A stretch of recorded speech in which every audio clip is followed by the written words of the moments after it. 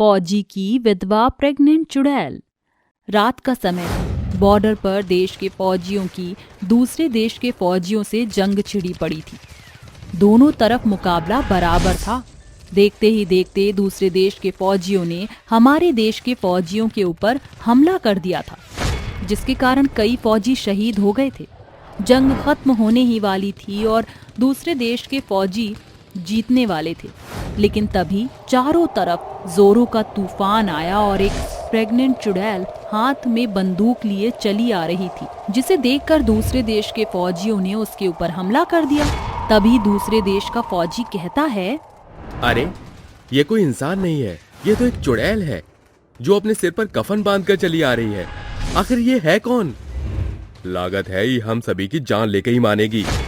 नहीं छोड़ूंगी, किसी को नहीं छोड़ूंगी। अपने पति का बदला मैं लेकर रहूंगी। दूसरे देश के फौजी चुड़ैल को देखकर डर जाते हैं और उसके ऊपर बंदूक चलाने लगते हैं, लेकिन एक भी बंदूक का असर चुड़ैल के ऊपर नहीं होता। वहीं दूसरी तरफ वह चुड़ैल प्रेग्नेंट भी होती है और हाथ में बंदूक लिए एक एक करके दूसरे देश के फौजियों को मार देती है। किसी को नहीं छोड़ूंगी, सबको मार दूंगी। ये एक फौजी की पत्नी का वादा है। इस देश की सुरक्षा मेरा कर्तव्य है। कुछ ही देर बाद चारों तरफ सन्नाटा सा छा जाता है और 4 घंटों के बाद जंग खत्म हो जाती है। अगले दिन सुबह एक चाय वाले की दुकान पर एक फौजी आता है। अरे ओ चाय वाले भैया, जरा एक कप चाय तो लगाना। अभी लगाता हूँ साहब। वैसे साहब, कल बॉर्डर पर जो जंग छिड़ी थी, उस जंग में कौन जीता? जीतेगा कौन? अपना देश जीता है। लेकिन साहब, वहां तो आपके अलावा हमारे देश का एक भी फौजी नहीं बचा, और वहीं दूसरी तरफ दूसरे देश के फौजियों में से भी कोई नहीं बचा। आखिर ये सब कैसे हुआ?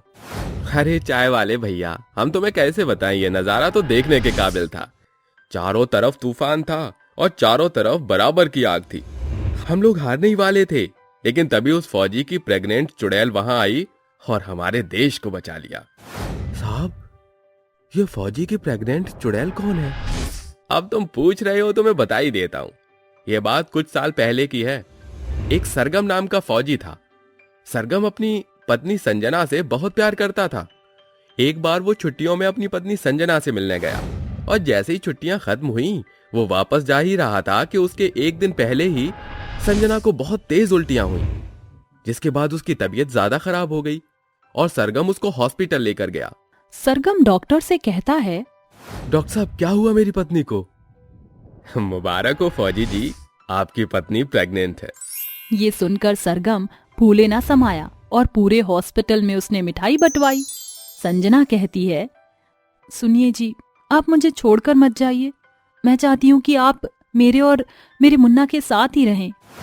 संजना, मुझे जाना ही होगा, क्योंकि मेरे कंधों पर हमारे देश की जिम्मेदारी है। अगर मैं अपनी जिम्मेदारी से पीछे हट जाऊंगा तो मैं कैसा फौजी कहलाऊंगा?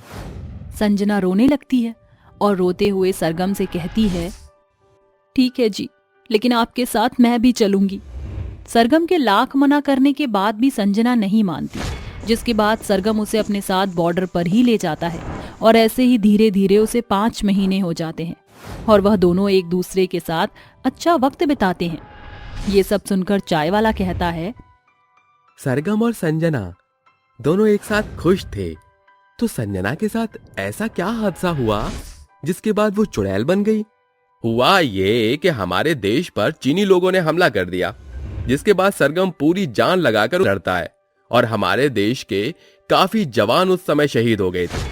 लेकिन उन्होंने चीनी लोगों से जंग को जीत लिया था और तभी एक चीनी अचानक से सरगम के सामने आया, जिसके बाद संजना उसको बचाने के चक्कर में उसके सामने आ गई और दोनों की ही एक साथ मृत्यु हो गई। संजना मरने के बाद चुड़ैल बन गई और उसने कसम खाई, इन चीनी लोगों ने मेरी हंसती खेलती जिंदगी तबाह कर दी और मेरा पूरा परिवार बिखेर दिया। अब मैं इन्हें नहीं छोड़ूंगी और अपना बदला पूरा करूंगी। उसके बाद जब भी जंग पर लड़ाई होती है तो उस फौजी की प्रेग्नेंट चुड़ैल वहां पर आकर दूसरे देश के लोगों को मार देती है और उन्हें मारकर बहुत खुश होती है। आज भी उस फौजी का बच्चा उस चुड़ैल के पेट में है। तो क्या अब उस चुड़ैल को कभी मुक्ति नहीं मिलेगी? क्या वो हमेशा ऐसे ही अपने पति की मौत का बदला लेती रहेगी? नहीं, ऐसा नहीं है। उसको मुक्ति तब मिलेगी जब वो अपने बच्चे को जन्म देगी। ऐसे ही एक दिन रात के समय वही चाय वाला जंगल के रास्ते से गाना गाते हुए जा रहा होता है। जिंदगी एक सफर है सुहाना, यहाँ कल क्या हो किसने जाना। तभी उसे एक औरत के रोने की आवाज आती है। बचाओ बचाओ, कोई मेरे बच्चे को बचाओ, मेरी मदद करो, मुझे बहुत दर्द हो रहा है, कोई तो मेरी सहायता करो। अरे ये आवाज कहाँ से आ रही है? लगता है कोई औरत परेशानी में है। चाय वाला उस आवाज के पीछे जाता है, जिसके बाद उसे एक प्रेग्नेंट चुड़ैल दिखाई देती है। अरे ये तो चुड़ैल है, ऊपर से प्रेग्नेंट भी है। कहीं ये वही फौजी की प्रेग्नेंट चुड़ैल तो नहीं है? तभी चुड़ैल की नजर चाय वाले पर पड़ती है और वह उससे कहती है, मेरी मदद करो, मैं यहाँ दर्द से परेशान हो रही हूँ, मेरी मदद करो, नहीं तो मेरा बच्चा इस दुनिया में आने से पहले ही मर जाएगा। चाय वाला चुड़ैल को देखकर डर जाता है, लेकिन उसे याद आता है कि ये चुड़ैल कोई बुरी नहीं है और अगर होती तो अब तक उसके साथ बहुत कुछ कर जाती। हिम्मत करो, तुम्हारे बच्चे को कुछ नहीं होगा। चाय वाला उसे अपने साथ अपने घर ले आता है, जहाँ उसकी पत्नी सरला उससे कहती है, अरे ये चुड़ैल कौन है और तुम एक चुड़ैल को घर कैसे लेकर आ सकते हो? चाय वाला चुड़ैल के बारे में सब कुछ बता देता है, जिसके बाद सरला को बहुत दुख होता है और वह उसकी मदद करने में बिल्कुल भी नहीं कतराती। सुनिए जी, आप फटाफट एक पतीले में पानी गर्म करके ले आइए।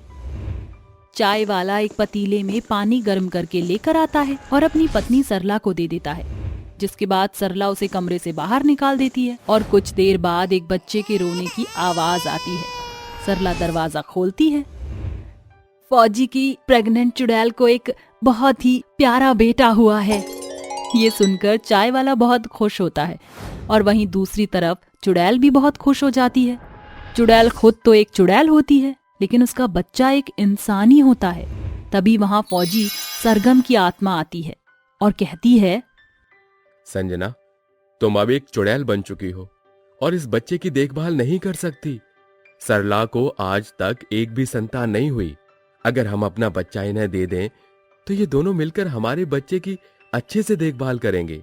सही कहा आपने, अब मुझे अपनी आत्मा से मुक्ति ले लेनी चाहिए। ये लो सरला, आज से मेरा बेटा तुम्हारा है और मैं चाहती हूँ कि तुम मेरे बेटे को एक फौजी बनाओ। सरला उस बच्चे को ले लेती है और उसकी परवरिश बहुत अच्छे से करती है, जिसके बाद वह उसे एक फौजी बना देती है। और वहीं दूसरी तरफ सरगम और संजना को भी बहुत खुशी होती है।